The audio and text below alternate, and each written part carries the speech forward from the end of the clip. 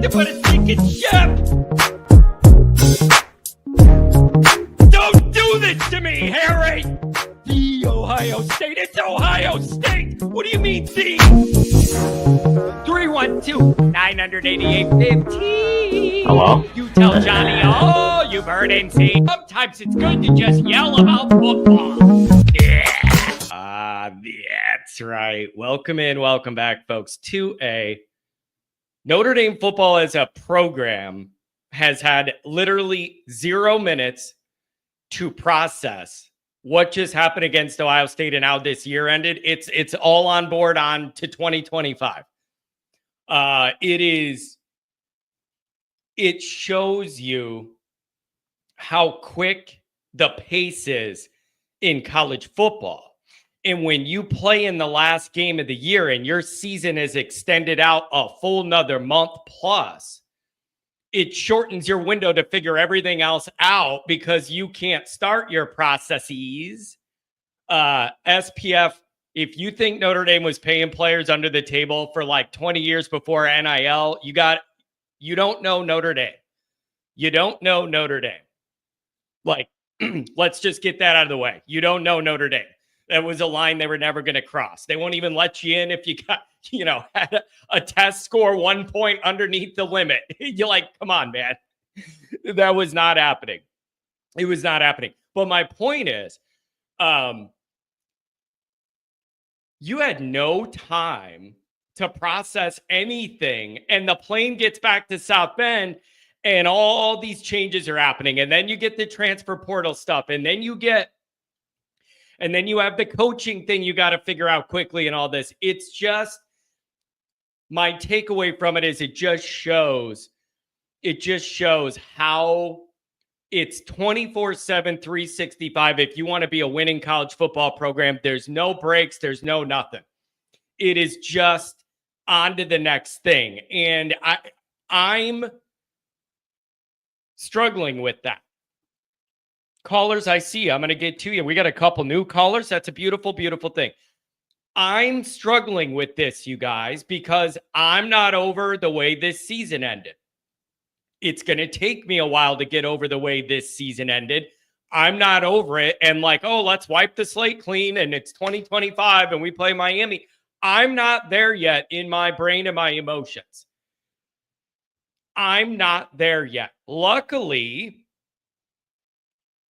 I don't have to make all these decisions, and it's not my job to move on quickly and then focus on next year and be able to do all that. That's not my job, luckily, because I'm carrying this Ohio State thing around like a lead weight around my neck. And it's going to take me a while. It's going to take me a while to process all this. And so I'm nowhere near ready to be like, oh, 2024 is in the rearview mirror. It's all 2025. Let's talk about Miami for the next 7 months.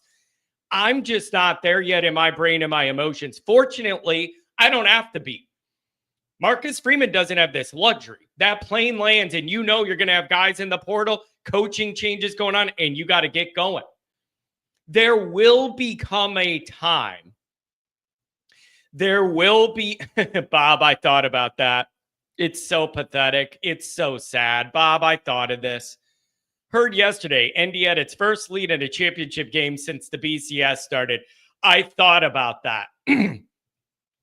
Those 10 minutes when you ran the ball on them in front of everybody in the whole country watching and you were winning 7-0 and all these people all across the country were scratching their head going, oh, man, Notre Dame's not really going to win this, and we got to deal with this. Is that the deal? Like, I've been thinking about it, too, because it's the best thing we've had. It's so pathetic. It's the best thing we've had. And I admit I had that thought of what it felt like in that moment when we ate up 10 minutes, ran the ball down their throat, and scored, and we're winning 7-0. That's as good as it's been in my lifetime.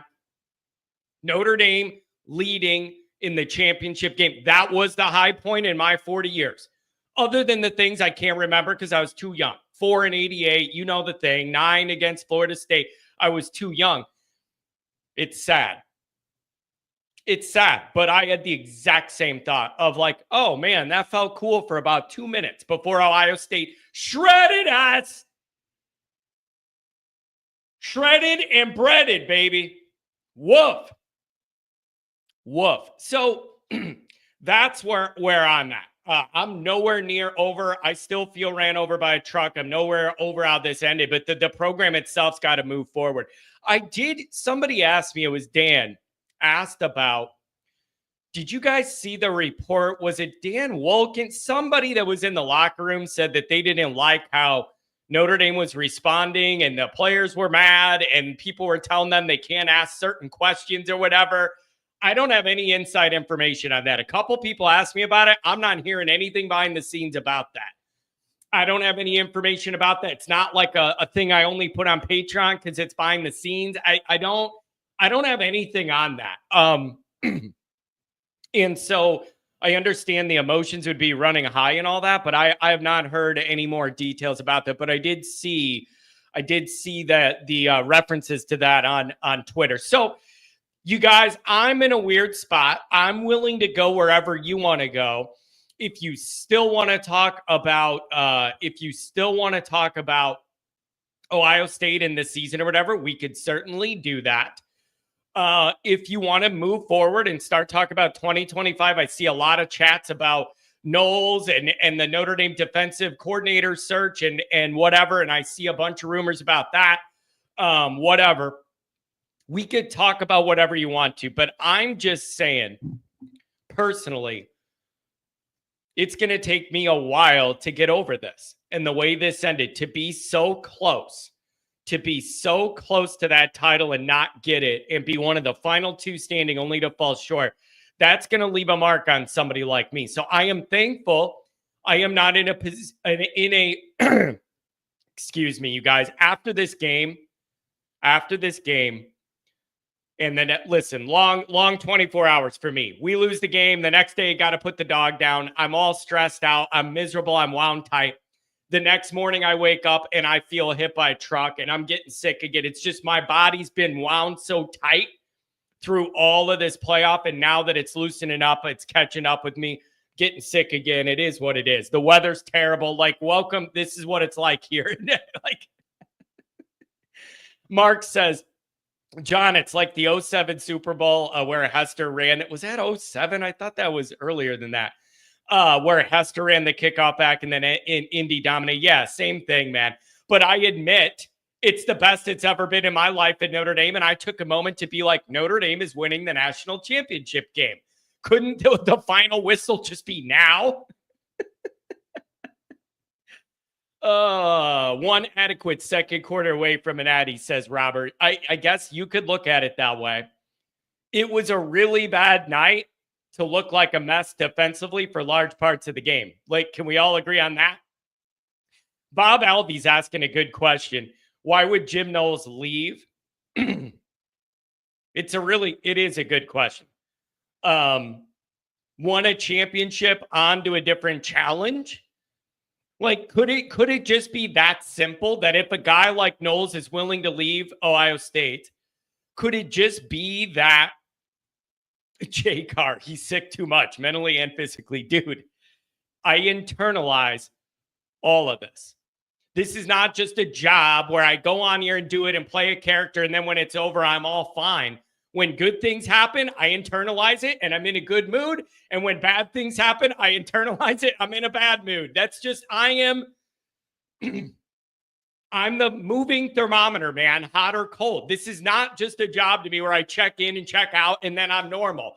If it's bad, I'm bad.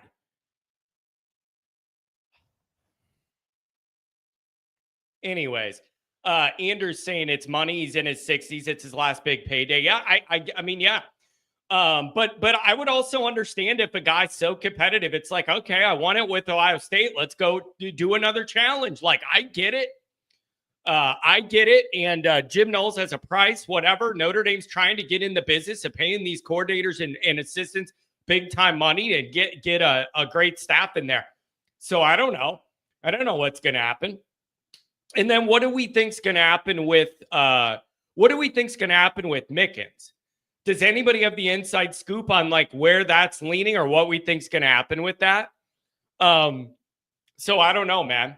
It's just a wild world, and I'm just not I am not emotionally and mentally ready to start laying down all the 2025 stuff. I'm not there. I'm willing to go there with you guys. It's just, I'm struggling still. $10 holler from the 80s guy. Love Notre Dame. And this season was special. But you got to take advantage of these championship opportunities when they are in front of you. They don't come along as often as you would think. Trust me. Anders says, I bet he goes Cincy with Golden if he doesn't get the DC job. Yeah, this 80s guy, I get it, man. I've thought of this too. It's like you're not guaranteed you're going to make this deep playoff run every year and do all that stuff. So I get it that it's like hey, when you're there, you got to take advantage. There's no guarantee you're going to be back. You look at the beginning of Notre Dame's schedule next year with the new quarterback. My quote has been throughout the playoffs, disasters on the menu. Disasters on the menu in the beginning part of 2025. If you got a new quarterback and you're struggling to put it together, and I got news for you, I ain't here for that. I'm not here for that. You can't have it. Regression cannot be a thing from where this program took steps forward. And so whatever, man, you got a heavy schedule load the beginning of 25, and you can't go out there and lose to Miami and then welcome A&M and all their athletes to town. Like, you're setting yourself up to be in the position you were in this year where you're 2 weeks in and you're hanging by a thread for your life. You're hanging by a thread for your life. And so it'll be interesting. Callers, I'm coming to you. Let's get through the introduction. We'll do a couple of the chats and we'll go from there. As always, thanks for being here. You can find the program on YouTube. Are we worrying already? If I'm not worrying about something with this team, I'm dead. Check on me. Send a wellness check to the studio. The day I'm not worried about something, there's something wrong with me. There's always something to be mad at and worry about if you're paying close enough attention. Yeah, Ronald's here. It's almost like he's an SEC writer. Portal chaos at Notre Dame. Oh my God, all these linemen are leaving. No one wants to play at Notre Dame. It's all falling apart. That's the narrative I'm reading from down south about what's happening. While no one wants to admit, none of those guys leaving on the O-line are going to start next year. They all know it. They're getting passed up by younger guys, and they all know it, and the staff all knows it, and they don't want to be on the team as older guys, get passed up by younger guys, and be on the bench.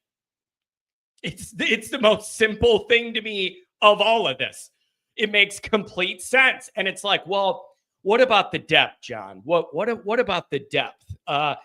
Welcome to the new world of college football. An older guy is not going to come back, ride the bench, knowing a younger guy's taking a starting spot. It ain't going to happen in the modern era. I get it that we all want the depth. It's just, this is all changing. You're going to be in a position where if you lose a lineman or two, you're probably screwed. Not just Notre Dame, but a lot of places. Because people aren't just going to wait. And especially when younger guys are passing you up. Why would you sign up for that as a guy that's getting older in a program knowing you're not going to play? I'm sorry. We love Notre Dame. I'd rather be a bench warmer in Notre Dame than play anywhere else. These guys aren't like that.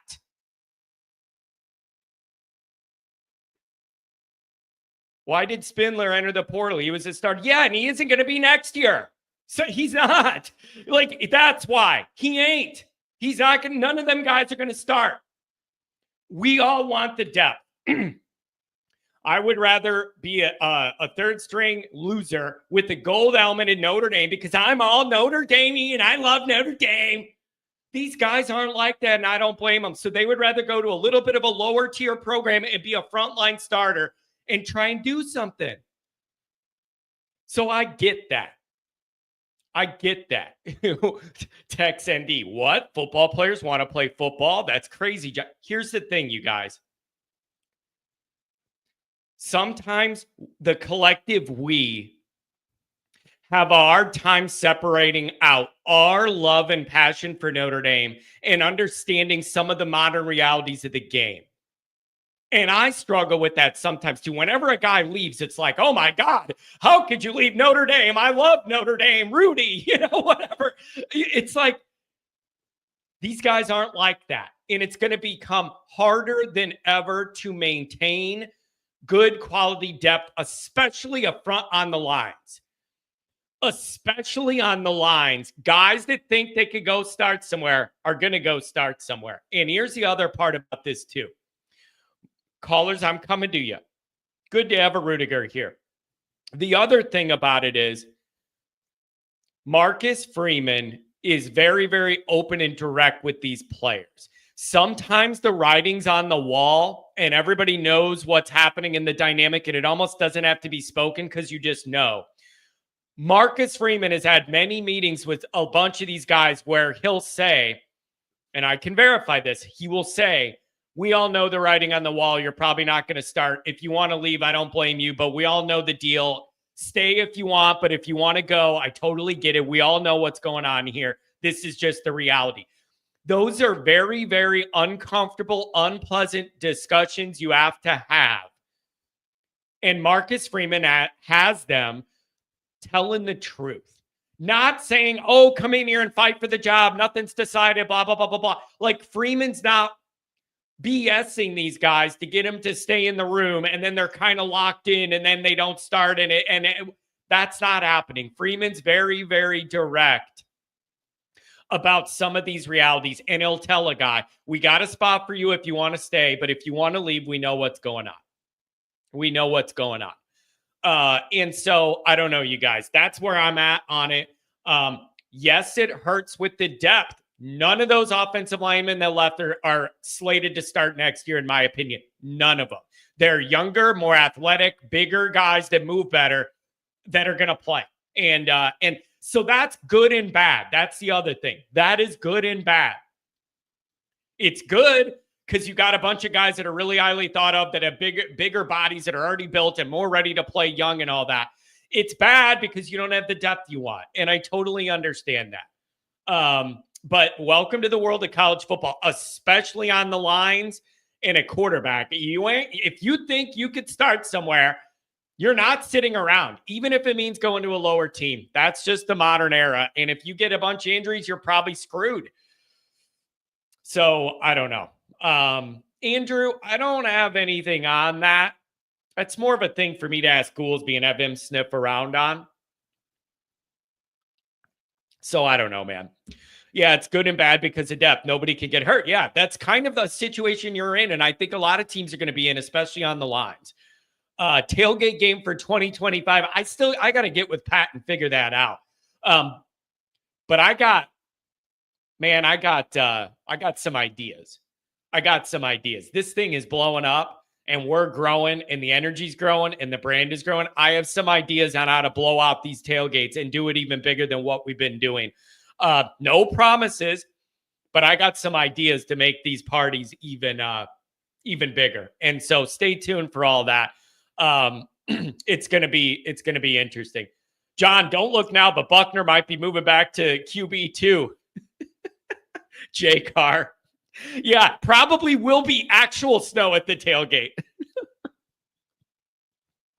Not in the way you're referencing, but like, yeah, every time I have a tailgate for blue and gold, it's 26 degrees like it was for the, or whatever, for the Indiana tailgate. Have Gillis show up? I'd love to. Anyways, do it. Subscribe if you haven't yet. Give the video a thumbs up. Notifications on it way you don't miss that. The Twitter, search bar, Always Irish, Always Irish 8. Emails, alwaysirishad@gmail.com. Audio only, anywhere you want it. You can get it if you don't want to see John's face. Nobody blames you for that one. How do you think I feel? Call in lines. 312-988-15. Dial it up. Tell Uncle Yanni Boy all you've heard and seen. Notre Dame Fighting Irish brought to you by SI. Read all about it. Patreon.com/alwaysirish. We did the Raw show yesterday. Mike from a hotel in Green Bay overlooking the Packers Stadium there in Green Bay. It was kind of cool. We're going to do, I believe, defensive film tonight. Mike's going to break down. You want to talk about interesting? Mike's going to break down every defensive snap from the Ohio State game. So it's going to be really, really interesting. So we'll see what happens. And so let's do a couple of these chats. That's where I'm at, you guys. It's a little. Here's how I feel. Yeah, I'm an open book with you guys. I'm not over how this ended. And now I feel like we're getting piled on with the new stuff that you got to move forward with. And it just, in my emotions, it's like, we got to move forward. And I know it, but I'm having a hard time catching up with how fast we need to move forward. That is as honest as I could be. I mean, I am dragging, and it is, and I'm openly saying it. It's a battle. It's a battle. And so let's get into this with a couple chats.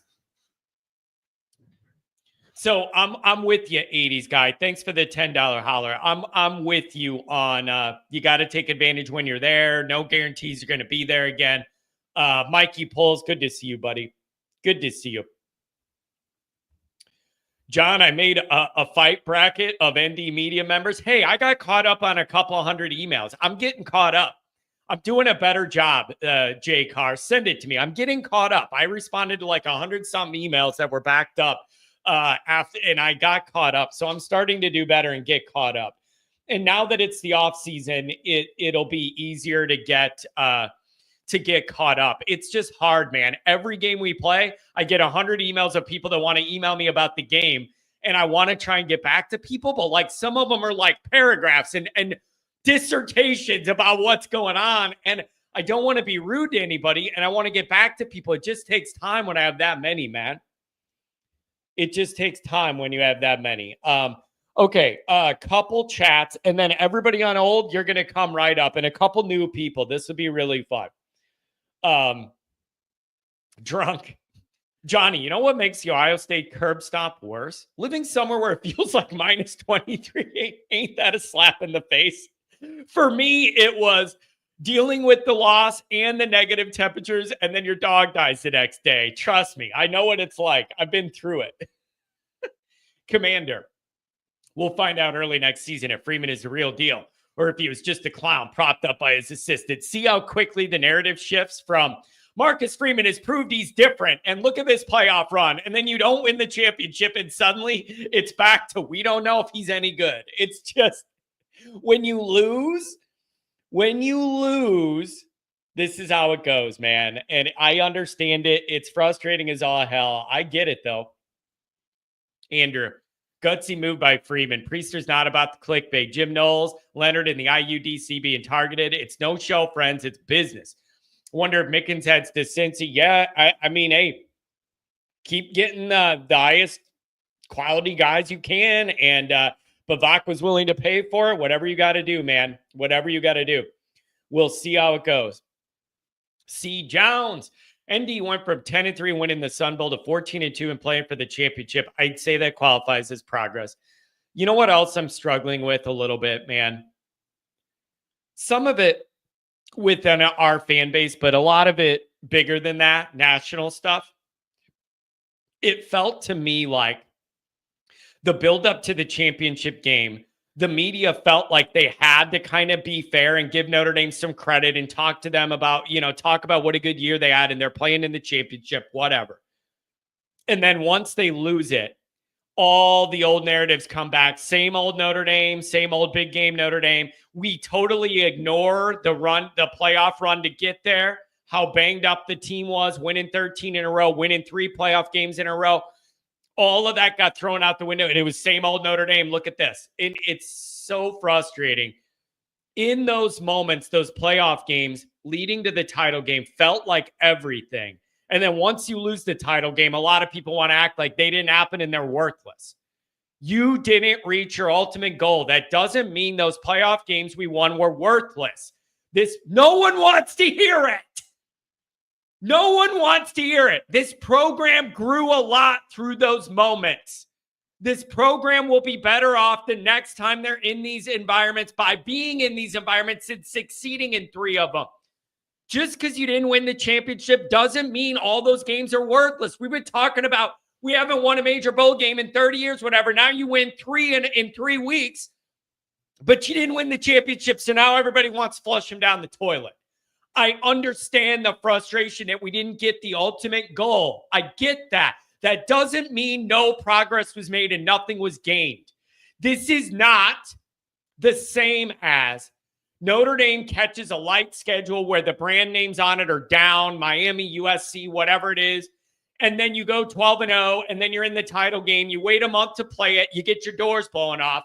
That's a different argument about what progress was really made and how much do we value what Notre Dame did or whatever. I'm having an issue with people acting like the 3 playoff games are meaningless now because you didn't hoist the ultimate trophy. Oh, John, you're saying it's cool to lose. You see, I get boxed in here. Oh, you're saying it's fine that we lost? No. Be able to do 2 thoughts at once. You didn't reach the ultimate goal, and it hurts and it sucks. And you didn't play good, and you ran up against a really good team. That doesn't mean no progress was made. I can't believe I have to debate that. We went 30 years without a major bowl game. You win 3 of them in 3 weeks, and it's like nothing happened. People are acting like this is the same as when Notre Dame plays a schedule, gets in a BCS game or the title game, wait a month and get your doors blown off. It's a different discussion then. 80s guy. A lot of the media people talking about how good our O-line's going to be next year. We've already lost 3 linemen in the portal. Yeah, 3 linemen that aren't going to start. It's progress. I'm sorry, it's progress. That's not regression, it's progress. All of those guys are not starting. We already went over it. We all want the depth. Get over it. You're not going to have depth like you're used to have in the last 30 years. It's a thing of the past. No older guy wants to ride the bench just to wear a gold helmet, and a younger guy comes in and Will Black or whatever and starts right away. That's what you're looking at. That's what you're looking at. None of the guys that left are slated to start. I'm not losing sleep over it. I want the depth. It's just not a thing anymore. Sorry. C. Jones. If this season doesn't help with recruiting, I'm not sure what will. Interesting. Here's my thought on this. You would like to think this run paired up with your young, energetic coach, everybody says they like and they're proud of, and he's changed the vibe in Notre Dame. It's hip and it's cool and it's fun again. All that stuff we like. Callers, I'm coming to you. All that stuff we like the hype around Notre Dame, making Notre Dame cool again, and everybody was talking about that building into the championship, all that.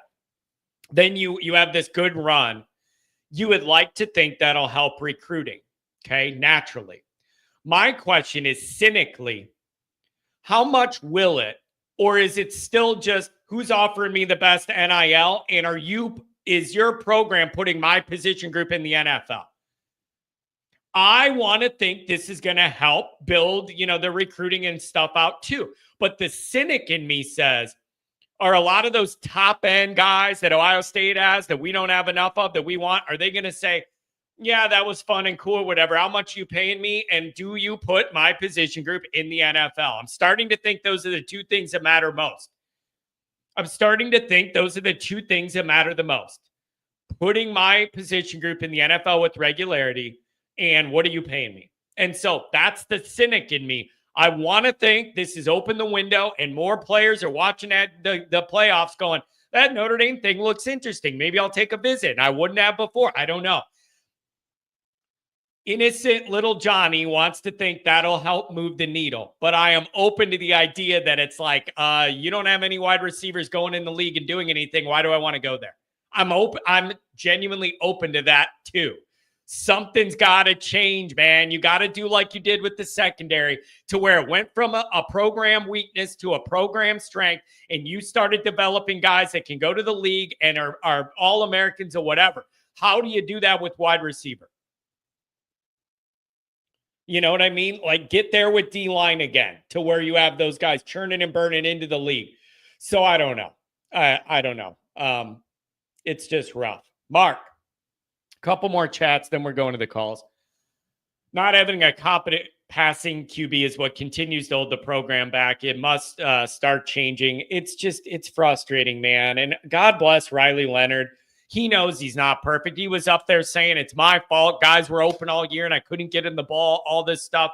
Like the most humble kid in the world, the Notre Damiest, the Notre Dame grindy, faith-filled, like that dude lays it all on the line. It's like so much of what you need without everything you need. Like he laid his body on the line for Notre Dame. It's just, it was so much of what you needed, but without everything you needed at times. Man, that is the Notre Dameiest to Notre Dame kids, though. The way he speaks, the way he carries himself, giving it all out there. Oh, boy, Phil. Man, I was so looking forward to this celebration party we're going to have. Could we do one anyways? I almost do want to have like a party of just, it's almost like an Irish wake where somebody dies and you want to have a party about it instead of everybody being sad about it. Smoked and ND's in contact with Knowles. Doubt he leaves OSU. I don't know, man. Maybe he's ready for a different challenge. A few days out from the Natty, and I still feel the same. Great season and playoff, but disappointed how the defense played its worst in the biggest game. It was incredibly unfortunate. It was just really, really tough, man. It was really, really tough. You played better defense in the game you lost than you did, right, in the regular season than you did. It was just really, really frustrating to not feel like you put your best foot forward on the biggest stage. And some of that has to do with the opponent, obviously, and all that talent. And you got to give them credit. What is it? I'm getting nauseated, keeping bringing it up. 14 5-stars to R1. Anybody acting like that didn't make a difference. You're dreaming and you live in Notre Dame land and you just don't want to see the reality. 14-1 on the 5-star differential is a lot. It's a lot. Now, does that mean Notre Dame couldn't have won the game against Ohio State? No. But what it means is the path to get that win against Ohio State was tiny. And you couldn't have any mistakes. Everything had to go your way. They had to mess up. You had to play almost perfect. Like, did that talent disparity mean Notre Dame had no shot? No, absolutely not. But it's about percentages. It's about likelihoods. It's about margin. It's about margin for error. And Notre Dame would have had to play almost damn near, an A type game and have them play a C or D game. Like, that's where my mind's at with it. So I don't know. Eric, can one of these reporters ask Freeman why he can't get a 5-star receiver on the freaking field? Goolsby and I actually talked about, I'm going to the calls. Goolsby and I actually talked about this last night with Cam Williams and how the fluidity with which he moves and all that Goolsby looks for as a trainer and talks about how smooth that of an athlete that guy is and everything. Listen, you guys, he just came from a situation where there was not a lot of football terminology, not a lot of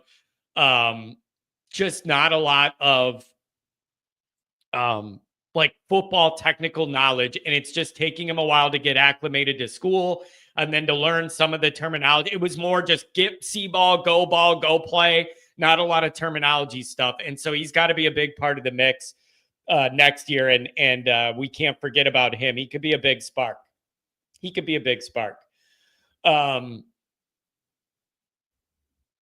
If Mickens is not promoted to DC, he's also gone. Yeah, I think we all know that. Does anybody disagree with that? I agree with that.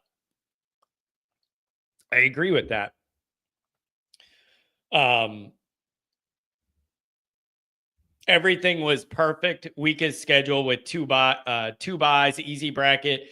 If they were in the Ohio State, Oregon bracket out in the first round, I don't know, man. I mean, I don't know how many people were looking at Georgia as an easy run.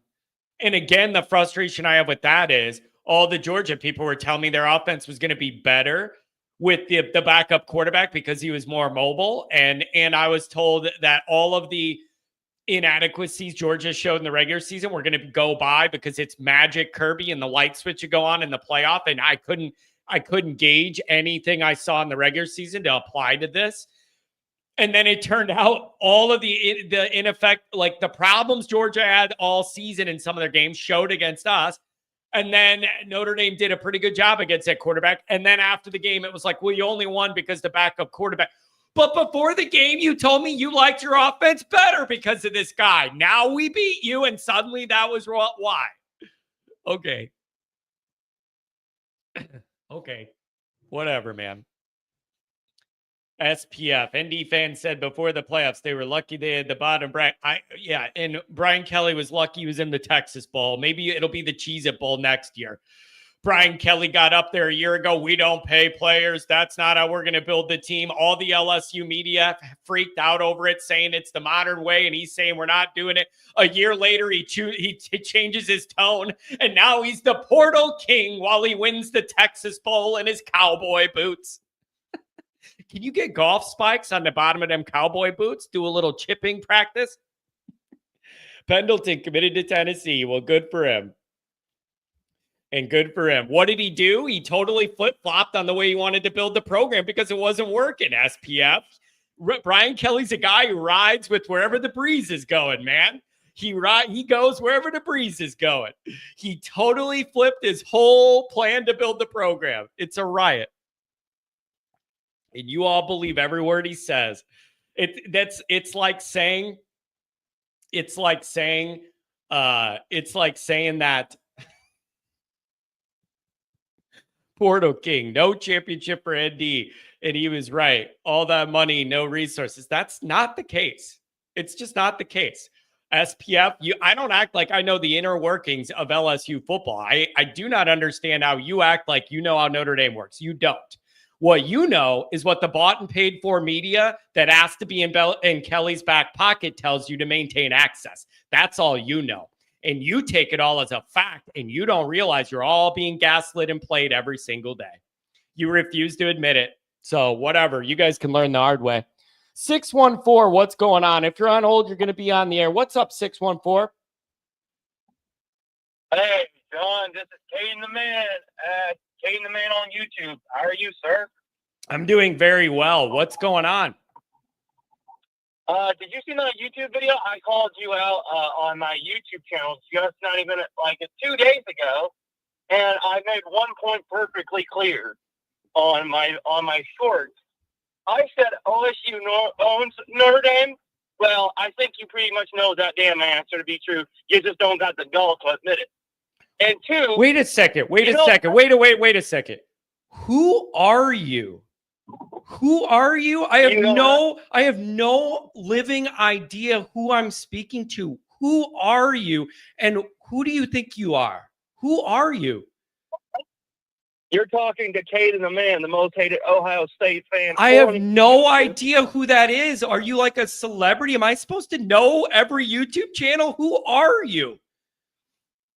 Well, you speak of Uncle Lou like if he was your brother, but you two are the biggest, Notre Dame and Georgia fans that pretty much were crying the fact Ohio State won the national championship because Notre Dame could not get it done against OSU once again. I don't understand who you think you are. Uncle Lou is one of the biggest college football YouTubers in the country. I know who Uncle Lou is. I have no idea who you are. I used to be on Uncle Lou's show all the time, and I used to roast the son of a gun. And conveniently, you were never around for the party. Oh my God, dude! I don't know what you think. And let me just say this, John. Let me just say this. Okay. You know what? For the last couple of days since Ohio State's won the national championship, I have watched your show. I have listened to you cry, literally, and it literally brings joy to my heart that Notre Dame once again is in tears. Are you drinking in the morning? What is wrong with you? You're trying to big time me. No one knows who you are. You're no one. You're a nobody. You don't matter. No one knows who you are. You barge into my call-in show telling me you trolled me on a video. No one knows who you are. You are a nobody. You're a nobody. What are you talking about? No one knows you. You're no one. John, because I'm not just a nobody. I am the man. The man. Caden the Man specifically. And I'll just tell you this, John. Notre Dame, once again, and I've said this 1,000 times, Notre Dame, not in a million years, will ever beat Ohio State. Ever. Not on a championship, not in the regular season, not at South Bend, not in Columbus. And I tell you this fact. Ohio State owns Notre Dame by the throat. Dude. And I tell you what, I enjoyed every single second of punishing Notre Dame in that championship game. And if they show their ugly mugs up in Columbus, I swear to you, John, there will be more blood and more shedding than you'll ever know. Dude, you are a nobody. I don't know who you're trying to be. Are you like trying to be an Uncle Lou, but you have no following? How big is your YouTube channel? Why would anybody know who you are? Look, I've been on every single dadgum show. I have embarrassed Big Stimpy, Big Two, dude. Lou, listen, you, I got news. Mark Rogers, listen, Tim and Matt. Hey, and listen. My list of victims is don't on a whole nother level. Dude. Don't. So you stop. don't know who the hell you're dealing with. Stop. I'm gonna tell you that. Stop drinking in the morning. Stop. Okay. You should stop drinking in the morning. No one knows who you are. Nobody cares who you are. You're not popular. You're not creative. You're an Uncle Lou imitator. No one respects you, and go away forever. I have no idea who that person is. I got to tell you, I needed that laugh. That was actually great. That's what happens when you take a first-time caller and you have no idea who it is. That's a riot, man. Oh.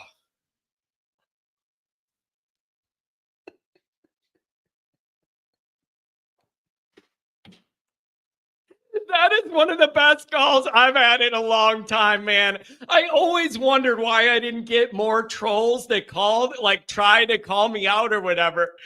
This guy acted like everybody should know who he is on YouTube. I have no idea. What did he say his name is? Kane the Man? What is he, the Undertaker's brother?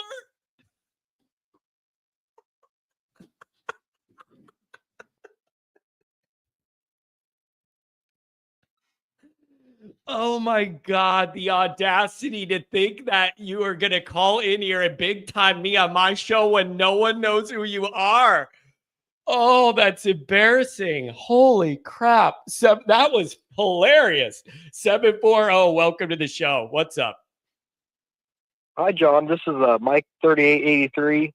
I'm not a Buckeye fan who predicted a 44-7 game or anything like that. So I'm not going to be like the last caller. Try not to be. Man, that was crazy. That was entertaining. I've never really had a call like that before. I actually kind of admire it. I've always wondered, man, why I don't get more troll calls or people like faking like they're doing something and setting me up, like trying to nail me. I actually honestly kind of respect it because he's trying to like get a profile or whatever. It's just no one knows who you are. Nobody's heard of you. Anyways, so what's the deal? You're an Ohio State person too? What's with my call in today? I've wanted to call for a few years, but back when we played the past couple years, like over the summer, all the people in the chat were like, "Man, this is turned into an Ohio State channel." And I'm like, "Well, I don't want to add on to that. Like, it's supposed to be a Notre Dame community." I'm like, I'll step back. I'll listen. I like Notre Dame also, so it's not like I'm just here to troll, even though I do a little bit of that. I'm going to try not to do it as much here. You're off to a better start than the last guy. Well, I wrote down a few things I wanted to talk about. First thing I wanted to say is I'm proud of both teams for how they have displayed their faith throughout this season. I think that's been, like, for me, that kind of the theme for both teams is that the seasons were kind of derailed from bad losses, and they were able to come back and get themselves all the way to the body. I'll tell you, the faith angle actually made national news in the build up to this game, not on sports like websites, but I saw a lot of national like news outlets doing stories about like these two teams are two that talk about faith and embrace it and all that stuff. I saw that build up. The other thing I think there's some pride in, even though I'm very hurt, I'm not over it. The idea that two Northern powers, old school helmets, Northern teams made it to the title game and it wasn't SEC stuff. I think there's some pride in that, although obviously I'm still devastated, but there's some pride that two Northern old school powers were the final two standing. All right. I got a sure idea for you. Notre Dame, 2024 SEC champions. Yeah, I like that. Yeah, I like that. Screw the Wolverines, screw the SEC, screw the trolls, LSU, all of them. They're all jealous of Marcus Freeman. They know that they don't have Marcus Freeman. They got either Brian Kelly, James Franklin, Ole Miss, Lane Kiffin, whoever is Mike Norvell if he's going to stay at FSU. Notre Dame has the formula to win a championship. They develop players and they're going to retain them. That's what Ohio State did. They spent the majority of their NIL retaining who was already in there while picking up key pieces. Georgia. Yeah, that was they retain people. Good point. Can I ask this from your end? And I know this varies depending on who you talk to on the Ohio State side. Is there any pride in seeing one of your old all Big Ten linebackers take over a power team, like a big brand name team, and succeed? Like, do you have any pride in that? Or are you like some of the others that are like, he's not on our side, screw the guy? You know what I mean? I'm conflicted. I am proud of him, and I want him to succeed. Except for when he plays the Buckeyes. I was rooting for Notre Dame to get all the way to the Natty, and I was so happy to see two Midwest teams battle it out. But like, I know at the same time, like, he also had to say a couple things to prove that he was committed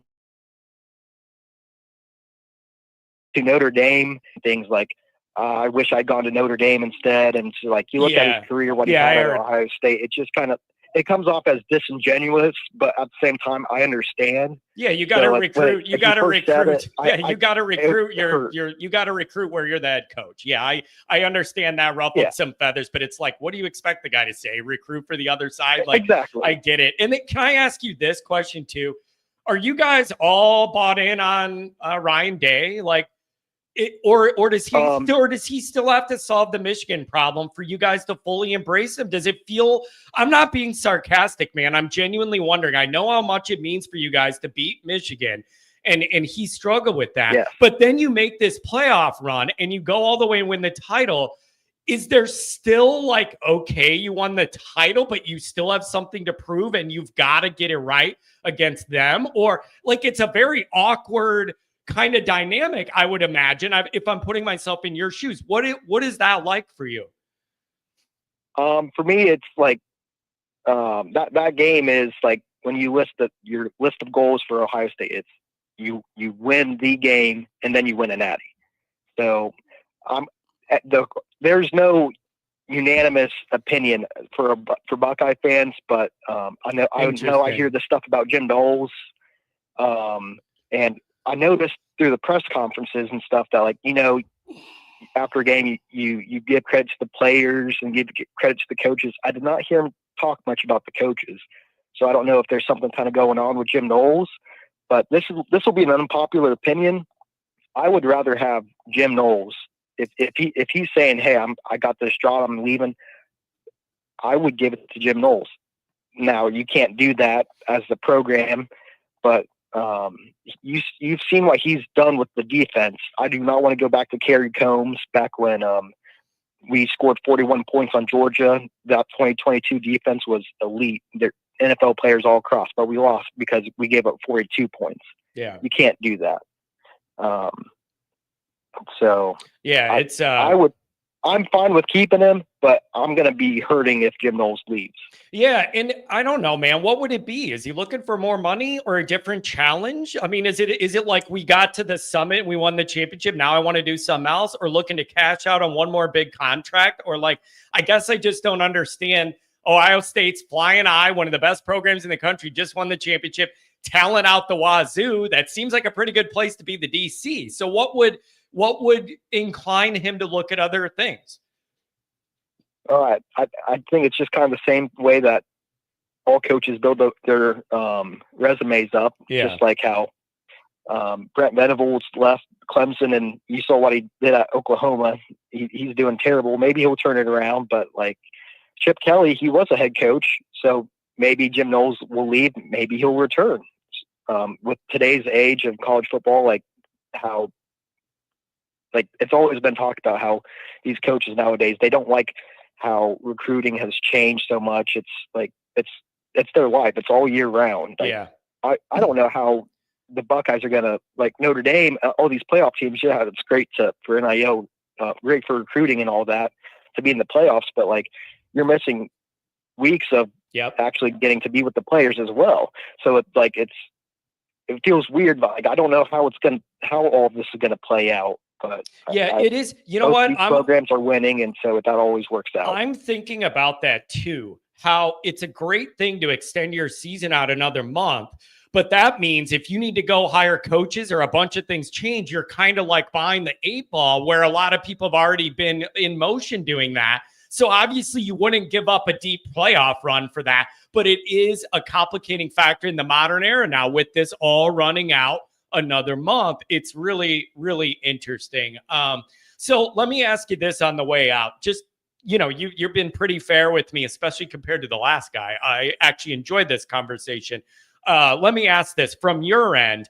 Where would you look at Notre Dame and be like, man, if Notre Dame did this or add a little more of this or this, they would really be cooking? Is it just more wide receiver talent, having Deere like you guys got, or like the defensive front? What did you see from the Notre Dame end?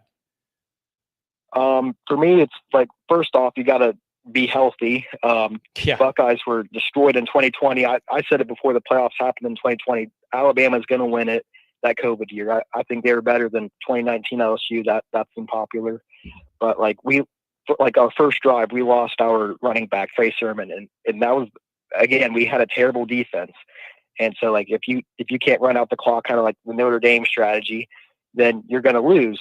And we got blown out. For me, like what I saw last night, not last night, the Natty game, I don't think a lot of your fans are going to believe me, but when Notre Dame was just driving down Ohio State's throat, quarterback run after quarterback run, I was at the Buckeye Marshall game, and that's exactly what I saw Notre Dame, Marcus Freeman try to replicate, was that Marshall's quarterback was just running every single drive. I encourage you to watch a couple of Marshall's drives. Man, you just can't live that way forever with the quarterback. Like, he was getting the hell beat out of him too, man. He was getting beat up. You got to give your players who are the most explosive players the ball. We didn't do that against the Wolverines. Jeremiah Smith should have blown up on him, and we lost 10-13. That's ridiculous. You've seen what the Buckeyes have done all playoffs. You guys didn't give the ball to Jeremiah Love. I'm sure, like, I was confident that he was hurt and he was not healthy, and that's why he didn't get the ball. And so you can't, like, your quarterback cannot have that many drives can't just run up against that line, Jack Sawyer, JTT, all those guys, and expect him to throw accurate passes. So when they scored, I wasn't happy about it, but when they were driving, I'm like, that's good, because Ryan Day said before the game, which made me very confident. He said this is going to be a 60-minute game, and he knew he's faced Notre Dame before, so he's known how to grind these games out. And people have said if it's a game where you have to grind it out, Notre Dame will probably win. The Buckeyes have won those last 2 games. Yeah, and it's you guys were not healthy, and that just hurt a lot. Yeah, and I mean, between Love and Price, they had 7 carries between them for 16 yards. So Ohio State got Notre Dame off. They were healthy. Yeah, Ohio State got Notre Dame out of their plan. Health was an issue, whatever. Hey, man, I appreciate you calling, and actually we have a decent discussion here, man. Thanks for calling. It's actually a productive discussion. Thanks a lot, man. That was actually a respectful call. Dude, I can't get over that guy. That was hilarious. Oh, my God.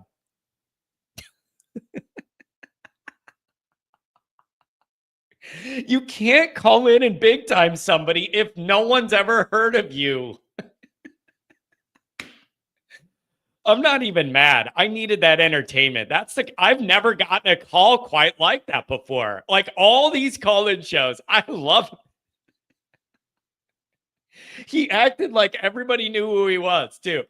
He acted like everybody knew who he was. Eric, $5 hour. Get this clown out of here. Go Irish and shut this fool up. He didn't choose violence. He woke up and chose alcohol. I've been on an Uncle Lou show before. I like Notre Dame. Got ya.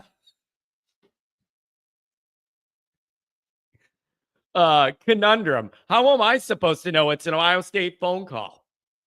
You're giving me a hard time. You're giving me, I'm a big deal. If you're a big deal, you don't have to say you're a big deal. People already know who you are. That's how you know you're not a big deal. You know what else is funny? You know what else that's like? You ever see on Twitter guys that are like, I'm an alpha. You ever see like those tweets? They're like, I'm an alpha male, whatever. Bro, you know one thing I've learned in life?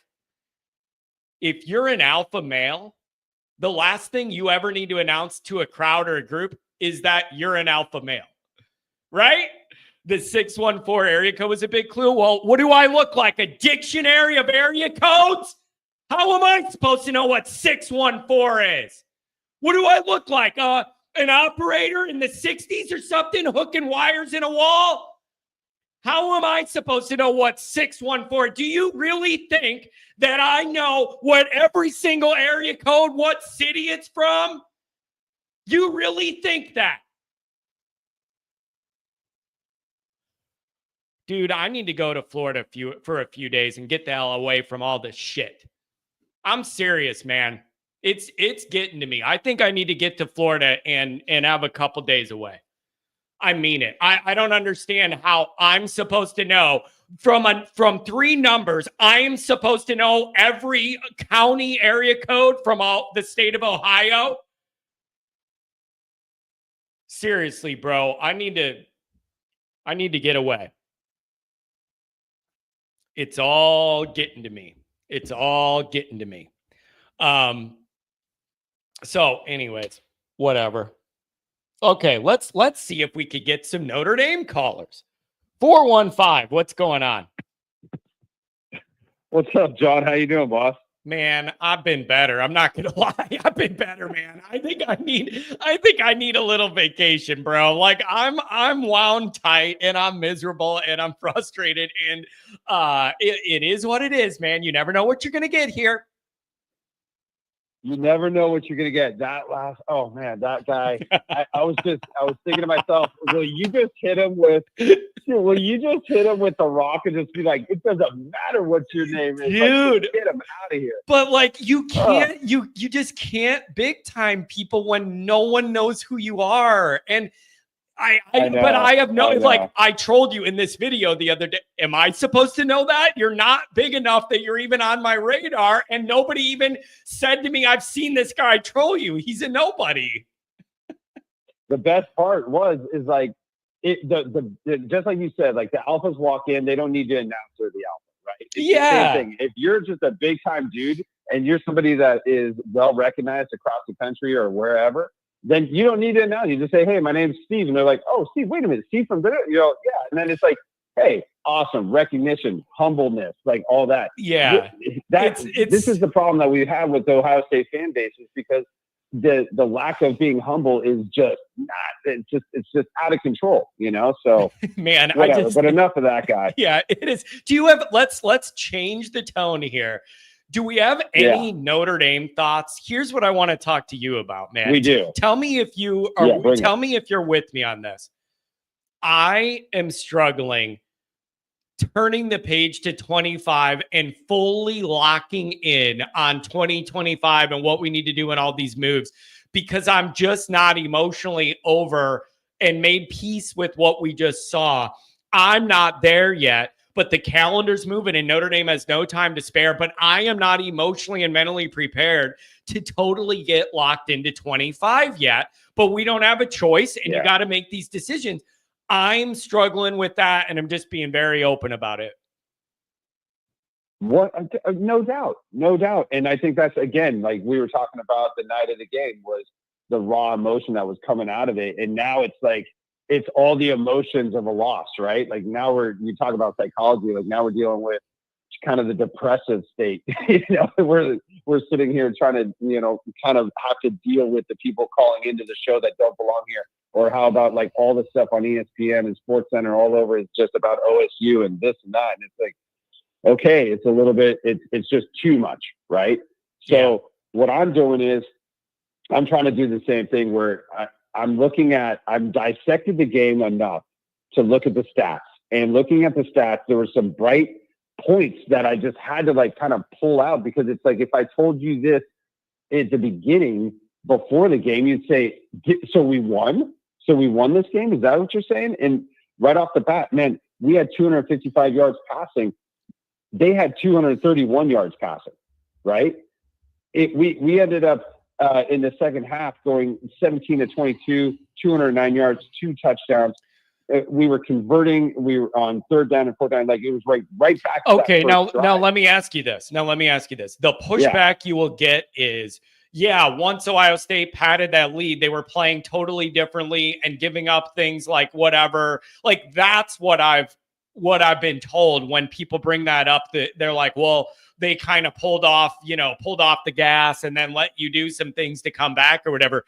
My pushback to that would be, if you did that and pulled off, you did it almost too much to where Notre Dame almost literally did come back. And so I don't know if I believe all that or not, because it almost got too close for comfort for the lead they had and then the way it shrunk. So I'm not fully buying they let you do all that because they were winning by so much. You know what I mean? No, they didn't. We both had lulls. We both had times, both Ohio State and Notre Dame, in that game where we were just not there. We just weren't playing the best that we could. And we both took advantage of it. They took advantage of it a lot faster and a lot more than we did. They scored 21 like that in the second quarter. They scored 31 unanswered. And then did they let off the gas, or did they feel like they had it? Yeah, they might have.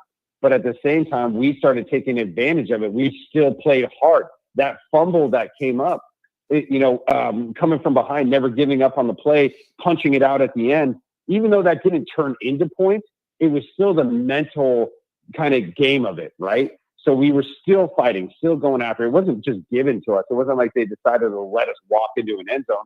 We were going for 2-point conversions, So I get like the idea that, they just let off the gas, but it wasn't that. It was that we turned that mental switch in our head and said, we've got to keep fighting. All right, let me ask this. And that's what got us into that. Let me see if you relate to this. Man, I like your calls. Keep calling in. I like when you call. Let me see if you, in a part of my mind and my heart, it's like, I could look at that game and find ways to be like, Notre Dame really wasn't that far away from really making this and being in a game. But then in a lot of other ways, it felt like we were miles away from making it a game. Did you go? Like, I could see both sides of that, man. And you know what else got brought up too? People were dunking on Notre Dame for losing and getting down by so much or whatever. And then I saw the stat that this was the closest point spread in a championship game in like 5 years or something. And I don't remember the exact amount, but it was 4 or 5 years. This ended up being the closest point spread of the final championship game. So it's like Notre Dame didn't belong and Notre Dame got crushed. And then you look at it, and it was the closest championship game there's been in years. And so I now people are saying, stop kidding yourself. It wasn't that close. Like, I'm just saying there were parts of that game where it felt closer. And then there were some where you had shades of old Notre Dame in these moments, and it made you feel very sick. I felt both throughout the game. Yeah, completely agree. It was literally the past, 20 years all wrapped in, plus this year wrapped into one game. Here we are. The game starts off super strong. Everybody's just jazzed, pumped up. We score. We're up 7-0. Okay, let's rock and roll. And then it went and flipped right back to 2012, right? Flipped right back to 2018, flipped right back to 2020. Yeah. It was just like, okay, now we're down 31-7. This game is about to be 61-7, and that's a wrap. Yeah. And then it just catapulted back to 2024 season. We're never going to die. We're never going to give up. Let's keep fighting. Let's go. And then we get all the way and we climb all the way back. I mean, let's just be honest. Greathouse, that kid had more yardage than number 4, Smith. He was putting up more yardage. He had touchdowns. He was playing a better game. And Smith, we kept that kid under wraps the entire game. He had 56 yards of receiving in one play, but he had 80 something the whole game. So you're telling me we kept him to 20 or 30 yards, but it felt like he literally had 200 yards because of the way he was catching it, where they were converting, and where this whole game, where we got down really quick, was the fact that first and foremost, their quarterback was almost perfect and flawless in throwing the ball in those first couple quarters, right? So he's not missing a beat. Then he's also, for whatever reason, and this is where the X's and O's comes in, we don't have a spy on him, right? We're playing man. We're going downfield. No, everybody's got their backs turned. So now he's running and gunning and getting first down after first down. They converted whatever it was, 12 out of 15. I mean, we just couldn't get off the field defensively. Yeah. And then offensively, we get punched in the mouth a little bit, or we have a false start, or we fumble the ball, and it's just we're too discombobulated. Yeah. And I'll be really honest with you, and I hate to say it, but I just feel like if we were at full strength, and I know that's such a cop-out, but Benjamin Morrison being out and definitely Riley Mills up front, those two in particular had such a huge impact on this stage. But it's now. Here's the thing, man. It's like when you say, it would have been cool to see what this was like with full health or whatever, then it's like, that's excuses. And then you're making excuses or whatever. But is it not a fact that if Notre Dame was a lot healthier, maybe they could have played better? I don't know if it would have changed the outcome, but it's fair to think about. So as we turn this forward and try and kind of connect the seams of the end of 24 and the beginning of what 25 is going to be, what are your main priorities? Do you have a couple takeaways from the whole project of 24 and how it ended? And you're like, I need Notre Dame to focus on this or do this or whatever. BVG, that should be the coach, said, this is my 5th sinus infection. I'm starting to develop an addiction like John. Dude, I got one again, man. It's just the way it is this time of the year. So what are your big takeaways as we transition from 24 into 25? Don't lose momentum. Do not lose the momentum that this team has given us, that these seniors have given us, that that this coaching staff has given us. Al Golden's moving on. Great, cool. Next, let's pick up. Well, where are we going? Are we going defensive? Are we going to cornerback coach? Is he going to be moved up to defensive coordinator? Let's figure that out. Let's figure out who it is that we're going to bring in, and let's get the leadership of the team intact, and then don't lose momentum. Keep hitting it hard on the recruiting trail. We've already how many players have come over since we've been on this playoff run, flipping from Virginia Tech, USC, this school, that school. Don't lose momentum is my biggest takeaway, because if you keep that as your biggest why of the end of getting back to the playoffs, keeping the momentum going in the off season is going to be the biggest deal. But you got to start from the top. You got to get that leadership capital back into play. So make sure that you have, is the offensive coordinator staying, defensive coordinator moved on, keep the head coach moving on. Everybody, let's keep going forward and don't lose it. And whatever the tree branch is underneath it, whether that is establishing, first and foremost, who's going to be at QB. Let's start really looking at it. I'm sure they know, right? I'm sure they know these things. But who is it going to be? And I think the transfer portal is working. I think that's kind of its own monster in itself, right? It's just going to keep moving. It's going to keep, flowing. We're going to have players coming and going based upon what they feel. And then the recruiting at the high school level, you keep hitting that. But you got to just keep that momentum going, because you look at the schedule, you're absolutely right. So we only have 11 teams on the schedule. And I was going to ask you about this season. It was more about what are they doing with Stanford?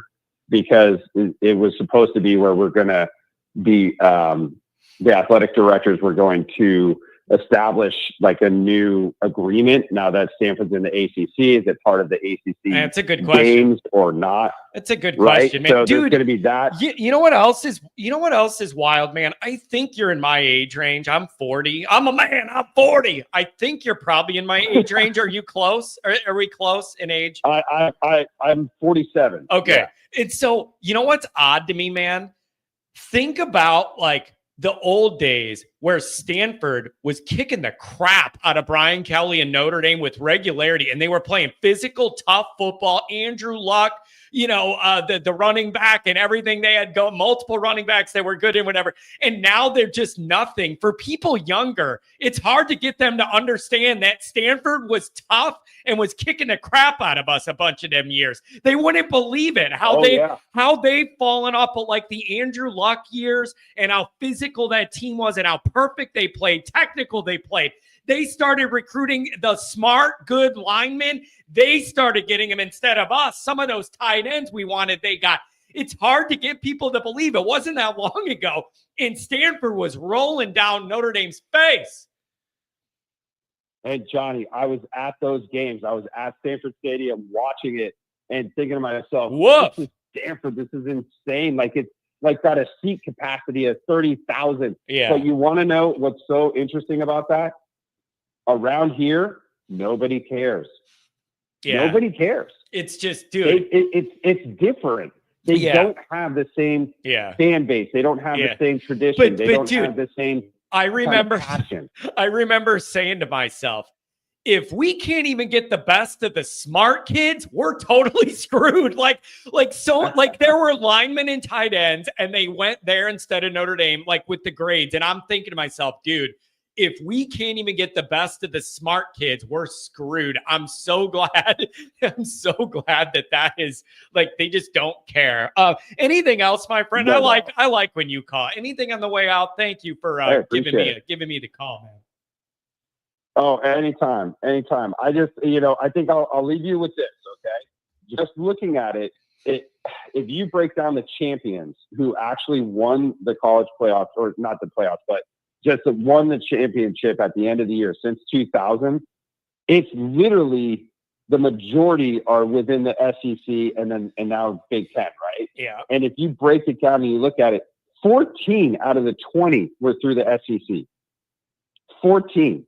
And that whole tide, now we're talking about watching it change, watching it switch. Like, is Ohio State, Michigan, Penn State, are they going to start popping in? I'm telling you, this is ripe for the taking right now.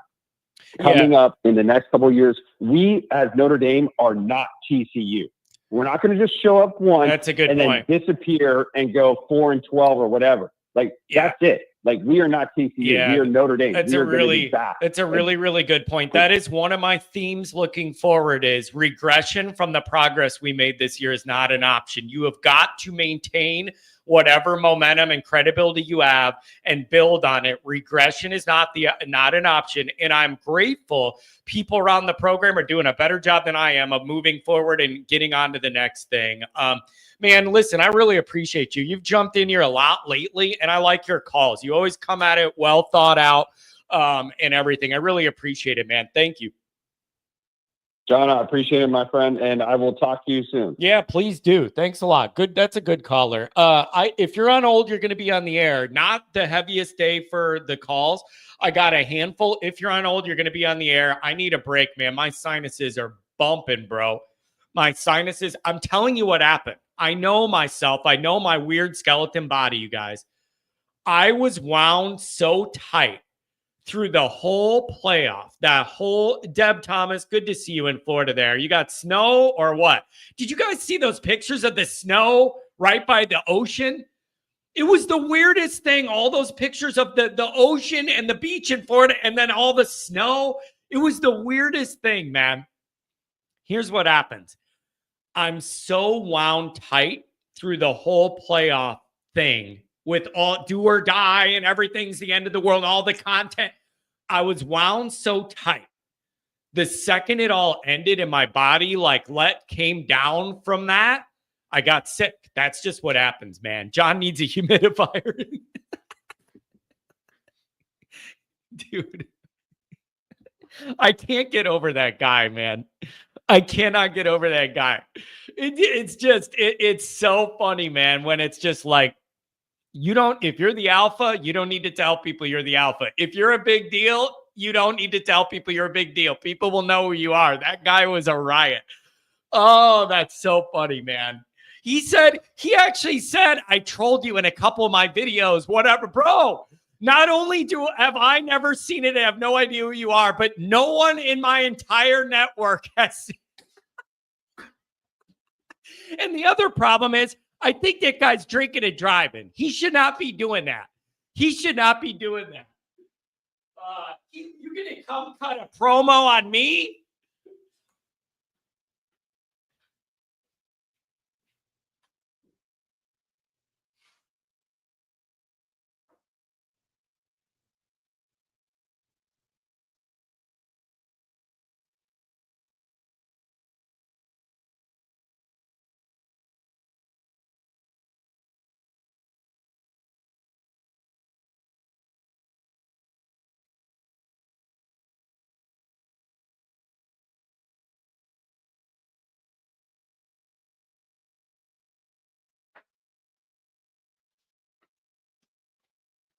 Oh, man. Telling you what. John, you went from wanting to fight him to he will be a co-host next week. I just can't. Oh, that was classic. That was a good one. All right, here we go. Turn down your volumes. I got 559, guy, my main man, 480-574, and 386. You're all coming up. 559, you up on the line. What's up, baby? What's up, John? What's it going, Irish Nation? Hey, man. Why are we all down, man? We had one hell of a season, guys. I know, dude. I'm just struggling, dude. You know how hard I take this stuff, man, and you know I'm just fighting it, man. I'm struggling a little bit. I need to get down to Florida, get some fresh air and a change of scenery for a couple days. I think I'm struggling. I admit it, man. Man, John, look, I got stuck at the airport. I was transferred from airlines. I got screwed over in the airlines. I had one experience that I'll never, ever forget, but I've also had one of a hell of a good time out there meeting. I'm glad I met Goolsby. I baptized him with a chain as well, and I got to get one to my finger now. You know what I mean? I got to hook the homie up real quick, make sure that he's floppy like you, and he has getting bougie out, my boy, because next season's going to look good. Hey, man, listen, I appreciate your willingness to do all the travel and to pay all the money to do all this, to be at all these environments, man. You are a genuine, true Notre Dame diehard, and I love you for it. Nah, thank you, John. Like I told you guys, man, this commitment that I've done, it's first and foremost, it was my son's birthday yesterday, and with all the traveling, I got home Tuesday night, came to work, and I had a little birthday dinner for him, and I got to make it up for my oldest. And happy birthday to my son, because he's the one that told me, you need to call Dad. You need to do something different. You need to let the world know how much you love Notre Dame and get involved in this spaces and get involved in this community. And you, John, like I said, man, thank you, man. You really opened my eyes, and a lot of people recognize me because I call your show. And yeah, dude, I like it. Look at your profile. You're a celebrity now. We did the video together at the Indiana game. Now everywhere you go, everybody's like, somebody, who is it? Jay Carr put that you are the traveling Always Irish ambassador. I'm John Kennedy, and I approve that message. John, no, it's one of those things where like I'm like I disbelief, and I'm honored, guys. Like I'm really honored, but I'm just a humble servant of Notre Dame. I'm just a fan, just like you guys. I love Notre Dame as much as you all love Notre Dame. But this is what I want to tell you guys. We knew what we were getting into, and we knew where we were going to go. There is no excuses. We could only imagine what would have been a healthy team. That's the unfortunate part about it, and that's what hurts us a lot, is because we were so close to what we had without our damn good players, you know what I mean? And it hurts, and that's why it hurts, because we showed the world that Marcus Freeman is a hell of a coach, and I've been saying it since before we made this run, and I've been telling you that Pete LaValca needs to sign him now before Dumbo, and I told you Dumbo can't even beat Michigan. And guess what, Buckeyes? You over there huffing and puffing? Let me tell you one thing, my boy. Last that I checked, Michigan owns your you-know-what. I can't say what I want to say because you got to keep it PG up in here. But you need to worry about your boys up north, because they pull belt to ass on you every year. So handle that business before you call up this this damn show. Because don't make me say what I want to say. Because boy, you call my boy John, you made me go 0 to 100 real quick. And we go about that. And we are about that. We are about that life. You want to run your mouth? You call up on this show. I'm gonna tell you one thing right now, my boy. I will put that belt to that ass, boy. If you can't do it, I'll do it. Because guess what? Because last that I checked, Michigan owns your asses 0-4. Last that I checked. Man, I love how you go from like all humble and like, I'm just happy to be a part of the Notre Dame. And then if that guy wants to do anything, let's meet. Like, you're looking at my work right now. I'm swearing you, I'm about to go off on that side of that son of a gun right now. You know what I mean? You over there sandbagging Ohio State fan and he'll follow rock, bro. Don't forget, my boy, you had to retain your players and you had to pay over $20 million, boy. We're the Samaritans at Notre Dame. I told you, don't let us set that market. And please, University of Notre Dame, let us show what Notre Dame money is all about. Let us show how if we open up a piggy bank, they ain't going to like it. And they're going to put some regulations because the SEC is already feeling the pain that, oh, my God, everybody's paying the players. Well, oh, my God, they found our secret. And all of a sudden, they're losing their minds because guess what? The players are leaving the SEC to go up north. You know why? Because we got money, too. Yeah, man, it'll be, I don't know. It's onward and upward to 2025, brother. We'll be at the blue and gold game before you know it. You should come back for that, too. Yeah, I'm going to try. Well, unfortunately, I got a lot of airfare, right? So I will be able to travel because I have to use it all up within a year. And then before I have to hurdle something, and I'll let you know about that in private. But other than that, like I said, John, like, it was one experience that I can never, ever forget. I can't. And I'm glad that my son gave me the courage. And I'm glad that you gave me the platform to express how much I love Notre Dame and what I believe in this university. But above all, man, it's everybody that calls this show that makes Notre Dame special and that makes everybody special. Because we all have a grain of salt to throw into it. We have our own little budget to throw into your party. You know what I mean? We're there for you. You know what I mean? And you're there for us. And you're giving us an opportunity to get out. But when they attack one of our own, boy, I'm telling you, calling the dogs out. You know what I mean? You're letting all of us come out. You know what I mean? You call one of us out, we all come out, my boy. Oh, my mama, we all come out. You know what I mean? Let me tell you that. Let's first and foremost. Dude, I love you, man. It was just, you're the realest dude. And none of it's an act, man. The second I met you, it was like, yeah, this is how he really is. It ain't just an act on the phone, man. I love you for that. Keep representing Notre Dame everywhere you go, man. I love you. I love your energy, and God bless your family, and happy birthday to your son, okay? Yeah, thank you, John. And again, guys, like, look, there's so much to look forward to. There's so much to be proud of. Our season, it ended the way it ended. We knew one team was going to come victorious. We knew that, you know what I mean? And it's like it wasn't our team. But you know what? How can you not be excited of Notre Dame's future? Yeah. How can you not see there's all this? Like, let's stop with all this history and all this sourpuss. You know what? It's over with, guys. We got to move on. Next day's going to come. That's the one thing that's guaranteed, the next day. So what do we do now? Is focus on our losses. And if you see how Marcus Freeman was looking at the celebration after the win, after Ohio State won, and he took a moment to sit there and get stared at the street. Yeah, I did. That just tells you right there.